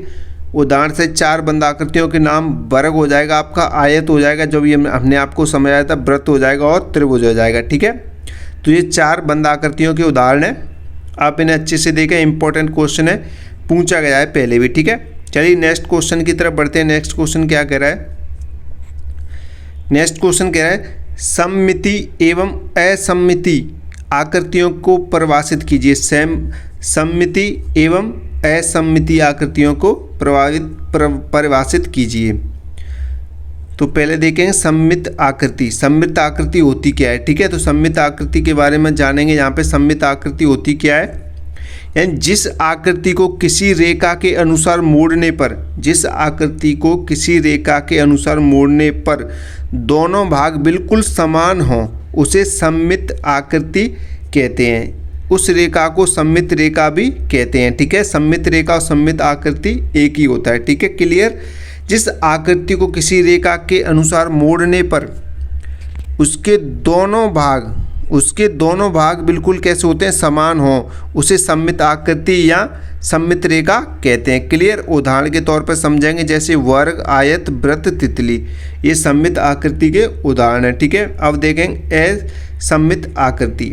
असममित आकृति देखेंगे तो जिस आकृति को मोड़ने पर उसके दोनों भाग समान ना हो, जिस आकृति को मोड़ने पर उसके दोनों भाग कैसे हों, समान नहीं होने चाहिए, ठीक है, उसे असममित आकृति कहते हैं। अगर समान होंगे तो उसे क्या कहेंगे, सममित आकृति। इसमें समान नहीं है दोनों भाग तो क्या हो जाएगी जी, असममित आकृति हो जाएगी। उदाहरण के तौर पर आप देखेंगे अनियमित आकृति, टेढ़ी मेढ़ी आकृति, आप ये उदाहरण के तौर पे लिख सकते हैं। और सरल भाषा में और देखेंगे, सरल भाषा में यहाँ पे समझेंगे आप, सरल भाषा के हिसाब से देखें। सरल भाषा में जिस आकृति को किसी भी रेखा के अनुसार मोड़ने पर, जिस आकृति को किसी भी रेखा के अनुसार मोड़ने पर दोनों भाग एक जैसे यानी कि समान नहीं होते हैं, उसे असममित आकृति कहते हैं। ठीक है, दोनों भाग कैसे नहीं होते हैं, समान नहीं होते हैं, उसे असममित आकृति कहते हैं। मतलब कोई भी मिरर लाइन सममित रेखा नहीं होती। ठीक है, और आसान भाषा में समझें, अगर आप किसी आकृति को बीच में फोल्ड यानी कि मोड़ते हैं और दोनों इससे मैच नहीं करते हैं तो वह क्या है, वो असममित आकृति है। ठीक है, क्लियर, असममित है। ठीक है, अब नेक्स्ट क्वेश्चन देखते हैं। प्राथमिक कक्षाओं में आप भाग यानी कि डिवीजन का शिक्षण कैसे करते हैं? भाग का शिक्षण कैसे करते हैं, इसके चरण लिखिए। ठीक है, प्राथमिक कक्षाएं यानी कि 1 से 5वीं तक की जो कक्षाएं होती हैं, प्राथमिक कक्षाएं होती हैं, 1-2 छोटी छोटी कक्षाएं, उसमें आप भाग का शिक्षण कैसे करते हैं उसके चरण आपको लिखने हैं। ठीक है, तो चलिए इसके बारे में लिखते हैं, उत्तर देखते हुए आपको समझाते हैं। प्राथमिक कक्षाओं में भाग का शिक्षण बच्चों के अनुभव, गतिविधियों और सरल उदाहरणों के माध्यम से किया जाता है। भाग का मुख्य विचार समान रूप से बांटना होता है। ठीक है, भाग का मुख्य विचार क्या होता है, समान रूप से बांटना होता है। तो अब इसके चरण की बात करें, शिक्षण के चरण क्या होते हैं भाग के। ठीक है, तो आप देखेंगे सबसे पहला जो चरण है, ठोस वस्तुओं से शुरुआत। ठोस वस्तुओं से शुरुआत करनी चाहिए, यानी कि टॉफी, फल, पेंसिल आदि बांटकर समझाना चाहिए छोटे छोटे बच्चों को। ठीक है, प्राथमिक कक्षाओं के बच्चों को टॉफी, फल यानी कि ठोस वस्तुओं से समझाना चाहिए। जब उन्हें प्रैक्टिकल देखेंगे, वो टॉफी देखेंगे, फल देखेंगे, पेंसिल आदि देखेंगे, उनको आप बांटना समझाएंगे तो वो उन्हें अच्छे से समझ में आएगा। ठीक है, उदाहरण के तौर पर 10 टॉफी 2 बच्चों में बांटनी है। ठीक है, 10 टॉफी 2 बच्चों में बांटनी है, यानी कि 10 में 2 का भाग देना है, डिवीजन करना है, वो आपको बताना है। ठीक है, भाग का मुख्य आधार क्या होता है, बांटना होता है। ठीक है, क्लियर। तो प्रत्येक बच्चे को कितनी टॉफी मिलेंगी, 5 टॉफी मिलेंगी। आपको ऐसे ही समझाना है, ऐसे ही आपको चरण लिखने हैं। ठीक है, दूसरा देखें, समान वितरण का बोध कराना। ठीक है, समान वितरण का बोध कराना यानी कि बच्चों को बराबर बराबर बांटना सिखाना। क्लियर। चलिए आगे नेक्स्ट देखते हैं। तीसरे पॉइंट में देखेंगे, समूह बनाकर समझाना।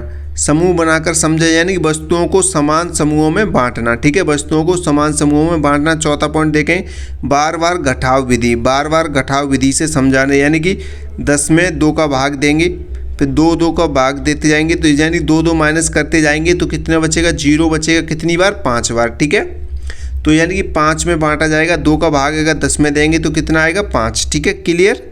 2-2 के कितने भाग बनेंगे, 5 बनेंगे। ठीक है, 5 में बढ़ जाएगी 2-2 से। ठीक है, तो आपको ऐसे समझाना है, बार बार घटाव विधि। ठीक है, नेक्स्ट देखें, चित्रात्मक विधि। चित्रात्मक विधि, इसमें चित्र बनाकर समूह दिखाना। ठीक है, चित्र बनाकर बच्चों को आराम से समझाना। नेक्स्ट देखते हैं, प्रतीकात्मक रूप। प्रतीकात्मक रूप में भाग का चिन्ह यानी कि और लिखने का तरीका सिखाना। भाग का चिन्ह आपको बताना चाहिए कि ये भाग का चिन्ह है बच्चों को। ठीक है, और तरीका समझाना, तरीका सिखाना, यानी कि 10 में 2 का भाग देंगे तो कितना बचेगा, 5 आएगा। ठीक है, अब नेक्स्ट देखते हैं, शब्द समस्याएं। शब्द समस्याएं, उदाहरण के तौर पे 12 आम 3 बच्चों में बांटें।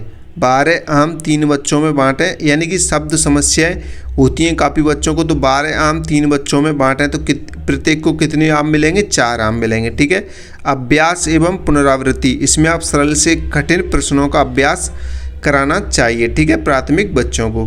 क्लियर।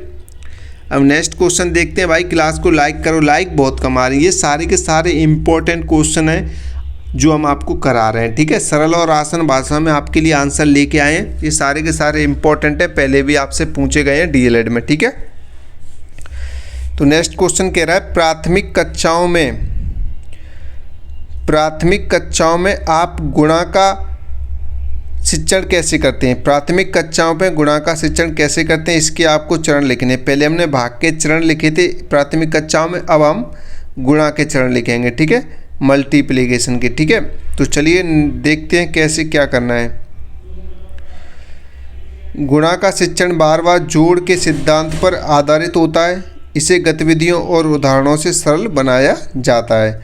गुणा का शिक्षण बार बार जोड़ के सिद्धांत पर क्या होता है, आधारित होता है। इससे गतिविधियों और उदाहरणों से क्या बनाया जाता है, सरल बनाया जाता है। ठीक है, तो अब शिक्षण के चरण देखेंगे इसमें ठोस वस्तुओं का प्रयोग करना चाहिए। इसमें भी ठोस वस्तुओं का प्रयोग करना चाहिए। सेब, कंचे, पेंसिल आदि का प्रयोग करना चाहिए, उपयोग करना चाहिए। उदाहरण के तौर पे देखेंगे, 3 प्लेटों में 2-2 सेब, कुल कितने हो जाएंगे, 6 सेब हो जाएंगे। ठीक है, 3 प्लेटों में 2-2 सेब तो कितने हो जाएंगे, 6 हो जाएंगे। ठीक है, दूसरा पॉइंट देखेंगे बार बार जोड़ना, ठीक है। बार बार जोड़ेंगे यानी कि 3 इंटू 2 करेंगे तो 2 + 2 + 2 कितना हो जाएगा, 6 हो जाएगा, ठीक है। बार बार जोड़ना समझाना बच्चों को, ठीक है, प्राथमिक कक्षाओं को। तो ये आपको ऐसे चरण लिखनी है। नेक्स्ट देखें, तीसरा चरण देखें, समूह बनाकर सिखाना। इसमें समान समूह बनाकर कुल संख्या निकालना, ठीक है। चौथा पॉइंट देखें, चित्रात्मक विधि। इसमें चित्रों के माध्यम से गुणा दिखाना, ठीक है, चित्रों के माध्यम से गुणा दिखाना। पांचवा पॉइंट देखें, प्रतीकात्मक रूप। इसमें गुणा का चिन्ह और लिखना सिखाना, यानी गुणा का चिन्ह और लिखना सिखाना, ठीक है। नेक्स्ट देते हैं, गुणा तालिका सिखाना, गुणा तालिका सिखाना नियमित अभ्यास से। नेक्स्ट देखें, जीवन से जुड़े उदाहरण देना। जीवन से जुड़े उदाहरण देना। 4 बच्चों के पास 3-3 पेंसिल है तो कितने हो जाएंगे, कुल 12 पेंसिल, ठीक है। 4 बच्चों के पास 3-3 पेंसिल है तो कितनी हो जाएंगी, कुल 12 पेंसिल, ठीक है। नेक्स्ट देखते हैं, अभ्यास एवं पुनरावृत्ति। अभ्यास एवं पुनरावृत्ति, अलग अलग प्रश्न देकर अभ्यास कराना, ठीक है, अलग अलग प्रश्न देकर अभ्यास कराना। तो ये आप लिख सकते हैं, गुणा के चरण लिख सकते हैं प्राथमिक कक्षाओं में, ठीक है। आपको इन क्वेश्चनों को अच्छे से समझना है, कोई जल्दबाजी नहीं करनी है, आंसर को भी अच्छे से समझना है, ठीक है। रटना नहीं है, रटोगे तो आप नहीं लिख पाओगे। नेक्स्ट क्वेश्चन देखते हैं, सर्वांग समता की उदाहरण सहित व्याख्या कीजिए। सर्वांग समता की उदाहरण सहित व्याख्या करनी है, इंपॉर्टेंट क्वेश्चन है। चलिए इसका आंसर देखते हैं। जब दो आकृतियां आकार और माप यानी कि शेप और साइज दोनों में क्या हो, पूरी तरह कैसा हो, समान हो, ठीक है, तो उन्हें सर्वांग सम आकृतियां कहते हैं। यानी जब दो आकृतियां आकार और माप में दोनों कैसी हो, पूरी तरीके से समान हो, एक जैसी हो, उन्हें सर्वांग सम आकृतियां कहते हैं। ऐसी आकृतियां की सभी भुजाएं और कोण बराबर होते हैं और एक आकृति को दूसरी पर रखने पर वह पूरी तरह मिल जाती है, यानी पूरी तरह ढक जाती है। यानी एक आकृति आपके पास है, सेम दूसरी आकृति भी वैसी है, अगर आप दोनों को एक दूसरे के ऊपर रखेंगे तो आपको पता ही नहीं चलेगा कि नीचे एक और आकृति है। यानी कि सेम आकृति, सेम आकार, सेम साइज, सेम माप होना चाहिए, ठीक है, पूरी तरीके से, यानी थोड़ा बहुत ऊपर नीचे भी नहीं होना चाहिए। उसे क्या कहते हैं, सर्वांग सम आकृतियां कहते हैं, ठीक है। क्लियर, पूरी तरह समान होती हैं, एक जैसी।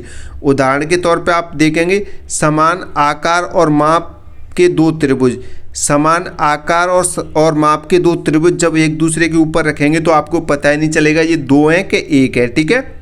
एक जैसे 2 सिक्के, बिल्कुल आपको पता नहीं चलेगा। जब एक जैसे 2 सिक्कों को आप ऊपर नीचे करेंगे तो एक ही लगेगा, एक ही साइज के 2 वर्ग, ठीक है। तो ये आप उदाहरण के तौर पे लिख सकते हैं। चलिए नेक्स्ट देखते हैं। अब देखते हैं समरूपता। समरूपता की उदाहरण सहित व्याख्या कीजिए। समरूपता होता क्या है, इसकी उदाहरण सहित व्याख्या करना है, ठीक है। तो समरूपता देखेंगे, जब 2 आकृतियां आकार समान होता है, जब 2 आकृतियों का आकार समान होता है लेकिन साइज अलग होता है, उन्हें समरूपता कहते हैं। अभी हमने सर्वांग सम आकृति पढ़ी थी, उसमें आकार समान था और माप भी समान था, आकार समान माप था। लेकिन अभी हम पढ़ रहे हैं क्या, समरूप आकृति। इसमें क्या होता है, आकार समान होता है लेकिन साइज क्या होता है, अलग अलग होता है, ठीक है। इन आकृतियों के कोण बराबर होते हैं लेकिन भुजाएं कैसी होती हैं, समान अनुपात में होती हैं, ठीक है।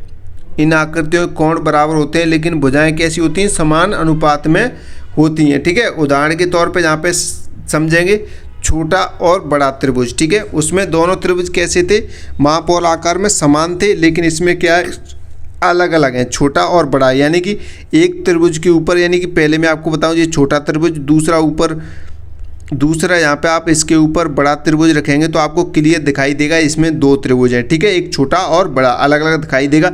लेकिन सर्वांग सम आकृति में ऐसा नहीं दिखाई देगा, यानी कि सेम इसी के ऊपर सेम एक ही आकृति में, यानी कि आपको पता नहीं चलेगा कि इसमें एक त्रिभुज है या 2 त्रिभुज हैं, ठीक है। एक जैसे, एक ही आकृति, एक ही साइज के होंगे, ठीक है। और नेक्स्ट में देखें, नेक्स्ट क्वेश्चन देखें, नेक्स्ट उदाहरण देखें, नक्शा और वास्तविक स्थान, ठीक है। नक्शा और वास्तविक स्थान में बहुत अंतर होता है, जमीन और आसमान का, तो ये समरूपता का उदाहरण है। फोटो का छोटा और बड़ा प्रिंट, ठीक है, ये भी एक समरूपता का उदाहरण है, ठीक है। क्लियर, चलिए नेक्स्ट आगे बढ़ते हैं। नेक्स्ट क्वेश्चन कह रहा है आप सभी ने लाइक नहीं किया यार, लाइक करो भाई, लाइक बहुत कम आ रहे हैं आपकी, लाइक करो, एक प्यारी प्यारी सी कमेंट भी करो यार। आपके लिए इतनी मेहनत से इंपॉर्टेंट क्वेश्चन आंसर लेके आए हैं ताकि आप एग्जाम में अच्छा स्कोर कर सकें। और बंटी क्लासेस के नोट्स परचेस कर लो, आपसे बोल रहे हैं आप नोट्स परचेस नहीं कर रहे हो, इंपॉर्टेंट क्वेश्चन आंसर नहीं देख रहे हो तो नोट्स देख लो, ठीक है। 72 40 28 72 81 ये हमारा व्हाट्सअप नंबर है, व्हाट्सअप मैसेज करो, नोट्स परचेज कर लो, ठीक है। 72 40 28 72 81 आप नोट्स ले सकते हैं, इंपॉर्टेंट क्वेश्चन आंसर ले सकते हैं, ठीक है। क्लियर। चलिए नेक्स्ट क्वेश्चन की तरफ बढ़ते हैं। नेक्स्ट क्वेश्चन कह रहा है हमारा गुणवत्तापूर्ण गणित शिक्षा के आधारभूत तत्वों पर संक्षिप्त निबंध लिखिए। गुणवत्तापूर्ण गणित शिक्षा के आधारभूत तत्वों पर आपको क्या करनी है, संक्षिप्त निबंध लिखना है, ठीक है। तो इसका आंसर देखेंगे गुणवत्तापूर्ण गणित शिक्षा का उद्देश्य विद्यार्थियों में गणित के प्रति समझ, रुचि, तर्क शक्ति का विकास करना। इसके लिए कुछ आधारभूत तत्व आवश्यक हैं। कौन कौन से? स्पष्ट अवधारणा, ठीक है। पहला तत्व कौन सा है? स्पष्ट अवधारणा। इसमें क्या होता है, केवल रटने के बजाय बच्चों को विषय की गहराई से समझ दी जाए, ठीक है। केवल रटने के बजाय इसमें क्या है, बच्चों को समझने की मतलब गहराई से समझ दी जाए ताकि बच्चे एकदम अच्छे से गणित को पढ़ सकें, समझ सकें, ठीक है। गतिविधि आधारित शिक्षण, इसमें खेल, प्रयोग और गतिविधियों के माध्यम से पढ़ाना चाहिए, ठीक है। क्लियर। चलिए तीसरा पॉइंट देखते हैं, जीवन से संबंध। जीवन से संबंध यानी गणित को दैनिक जीवन से जोड़कर समझाना चाहिए बच्चों को, तभी उनकी जल्दी समझ में आएगा। विद्यार्थी केंद्रित शिक्षण यानी बच्चों की रुचि और स्तर के अनुसार पढ़ाना चाहिए ताकि वो जल्दी से समझ सकें, ठीक है। पांचवा पॉइंट देखें, उचित शिक्षण सामग्री यानी चार्ट, मॉडल, चित्र आदि का प्रयोग करते हुए बच्चों को समझाना चाहिए गणित को, ठीक है। नेक्स्ट छठा पॉइंट देखेंगे, समस्या समाधान कौशल। इसमें आप बच्चों में सोचने और हल निकालने की क्षमता विकसित करना सिखाना चाहिए, ठीक है। नेक्स्ट देखें, सकारात्मक वातावरण यानी कि डर मुक्त और सहयोगात्मक वातावरण बनाना चाहिए क्लास में। इन तत्वों से गणित शिक्षा प्रभावी और रोचक बनती है, ठीक है। गणित, इन तत्वों जो हमने आपको जो 7 तत्व बताए, इनसे गणित शिक्षा कैसी बनती है, प्रभावी और रोचक बनती है, ठीक है। क्लास को लाइक करें, चैनल को सब्सक्राइब करें, न्यू स्टूडेंट है वो, ठीक है। अब नेक्स्ट देखते हैं, अधिगम के आकलन का अर्थ लिखिए एवं उसकी कोई 3 विशेषताएं लिखिए। आपको अधिगम यानी कि सीखने के आकलन का अर्थ लिखना है और इसकी कोई 3 विशेषताएं आपको लिखनी है। सबसे पहले अर्थ जानेंगे, अर्थ क्या होता है अधिगम के आकलन का, ठीक है। अर्थ जानेंगे, अधिगम का आकलन वह प्रक्रिया है जिसके द्वारा यह जाना जाता है कि विद्यार्थियों ने कितना सीखा है और उनके सीखने में क्या प्रगति हुई है। अधिगम का आकलन वह प्रक्रिया है जिसके द्वारा यह जाना जाता है कि विद्यार्थियों ने कितना सीखा है और सीखने में क्या क्या प्रगति हुई है, ठीक है। कितनी बढ़ोतरी हुई है, उन्होंने उनको पहले कितना ज्ञान था, अब कितना ज्ञान हो गया है, ठीक है। अब इसकी विशेषताएं देखेंगे।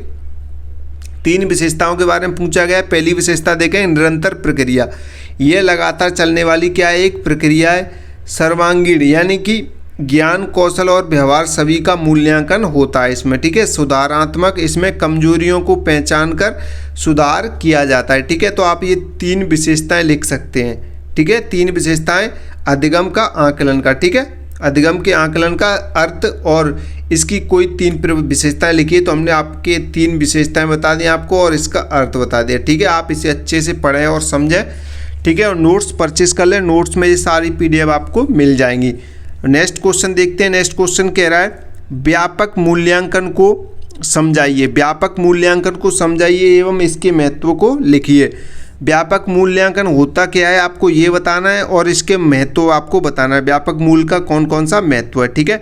व्यापक मूल्य के बारे में जाने, मूल्यांकन, व्यापक मूल्यांकन होता क्या है पहले वो जानेंगे, ठीक है। तो व्यापक मूल्यांकन वह प्रक्रिया है जिसमें विद्यार्थी के केवल ज्ञान का नहीं बल्कि उनके कौशल, व्यवहार, रुचि और समग्र विकास का आकलन किया जाता है, ठीक है।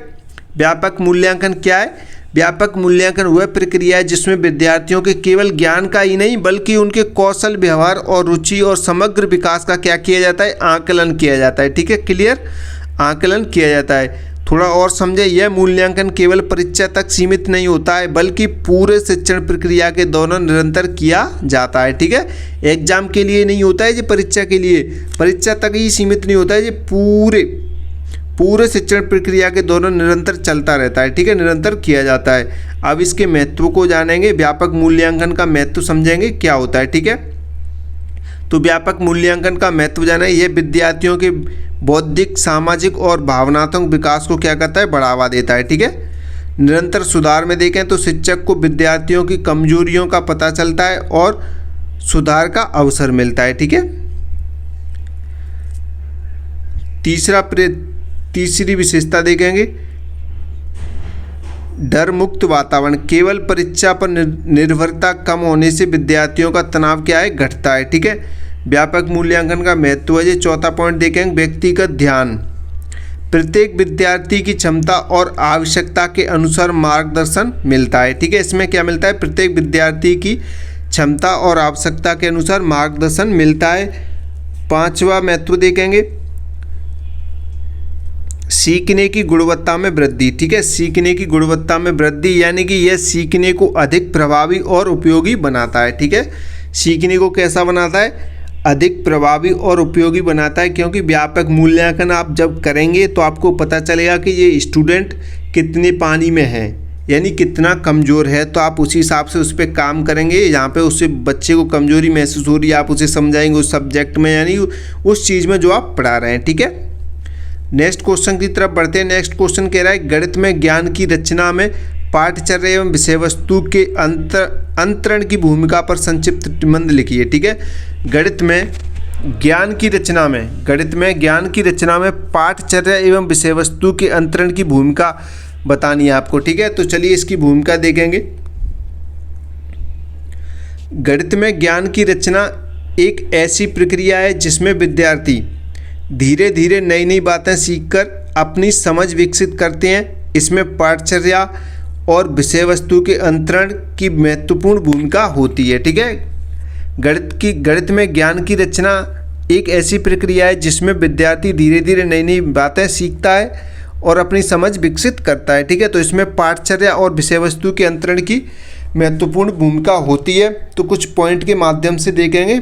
ठीक है, तो सबसे पहली जो भूमिका है वो क्या है, पाठ्यचर्या का महत्व समझेंगे। ठीक है, मुख्य बिंदु है पाठ्यचर्या के महत्व से समझेंगे। पाठ्यचर्या यह तय करती है कि क्या पढ़ाना है और किस क्रम में पढ़ाना है। ठीक है, यह सरल से कठिन की ओर सीखने में क्या करती है, मदद करती है और बच्चों की उम्र और स्तर के अनुसार विषय वस्तु प्रस्तुत करती है। ठीक है, दूसरा पॉइंट देखें, विषय वस्तु का सही चयन। विषय वस्तु स्पष्ट, सरल और उपयोगी होनी चाहिए। इससे बच्चों की समझ मजबूत होती है। ठीक है, तीसरा पॉइंट देखें, अंतरण की भूमिका यानी ट्रांसफ़र की भूमिका, यानी विद्यार्थी पहले सीखे ज्ञान को नए विषयों में उपयोग करता है, जैसे जोड़ और घटाव का ज्ञान गुणा और भाग में काम आता है। ठीक है, जोड़ और घटाव का ज्ञान किस में काम आता है, गुणा और भाग में काम आता है। ठीक है, चौथा पॉइंट देखें, जो ज्ञान को जोड़ना यानी पुराने और नए ज्ञान के बीच संबंध बनता है। ठीक है, इससे विषय आसान और समझने में क्या होती है, योग्य बनती है। ठीक है, समझने के लिए योग्य बनती है। पांचवा पॉइंट देखें, वास्तविक जीवन में उपयोग। ठीक है, वास्तविक जीवन में उपयोग गणित को दैनिक जीवन से जोड़कर सिखाया जाता है। पैसे गिनना, समय देखना, माप लेना। ठीक है, दैनिक जीवन की चीज़ें ये सारी। छठा पॉइंट देखें, समझ को गहरा बनाना, यानी कि अंतरण के कारण विद्यार्थी रटने के बजाय समझ कर सीखते हैं, ज्ञान लंबे समय तक याद रहता है। अगर आप समझ के सीखते हैं तो आपको जो ज्ञान है वो लंबे समय तक याद रहेगा, अगर आप रटते हैं तो कुछ ही टाइम तक याद रहेगा। ठीक है, इसलिए आपको समझना चाहिए क्वेश्चन को, फिर उसके आंसर को, तभी आप एग्जाम में लंबे समय तक याद रहेगा और एग्जाम में आप अच्छे से लिख पाएंगे। ठीक है, सातवां पॉइंट देखें, समस्या समाधान क्षमता का विकास। विद्यार्थी नई समस्याओं को हल करना सीखते हैं, सोचने और तर्क करने की क्षमता बढ़ती है। ठीक है, क्लियर। नेक्स्ट क्वेश्चन देखते हैं, अब इसका निष्कर्ष देखते हैं, निष्कर्ष में क्या है। ठीक है, निष्कर्ष देखेंगे, अतः पाठ्यचर्या और विषय वस्तु का सही अंतरण गणित में ज्ञान को सरल, उपयोगी और स्थायी बनाता है तथा विद्यार्थियों की समझ और कौशल को क्या करता है, विकास करता है। ठीक है, समझ और कौशल का विकास करता है। तो आज की क्लास में हमने आपको इम्पोर्टेंट क्वेश्चन आंसर करा दिए हैं सारे के सारे, और आप अच्छी तैयारी करना चाहते हैं तो कम से कम इस क्लास को 2-3 बार ज़रूर देखें एग्जाम से पहले, ठीक है। और MPDLED के सभी विषयों के नोट्स लेने के लिए आप व्हाट्सअप मैसेज कर सकते हैं 72 40 28 72 81। आपको नंबर दिखाई दे रहा है स्क्रीन पे 72 40 28 72 81। इस नंबर पे आप व्हाट्सअप मैसेज करके नोट्स परचेज कर लो और इस क्लास को 2-3 बार देख लो। और सभी स्टूडेंट क्लास को लाइक कर दो, अभी तक लाइक नहीं किया है तो, और चैनल को सब्सक्राइब जरूर कर दें भाई। अभी तक आपने चैनल को सब्सक्राइब नहीं किया है तो चैनल को सब्सक्राइब करें, बेल आइकन और रखें और इम्पोर्टेंट क्वेश्चन आंसर की क्लास देखने के लिए, ठीक है। तो मिलते हैं अगली नई क्लास में। जय हिंद, जय भारत।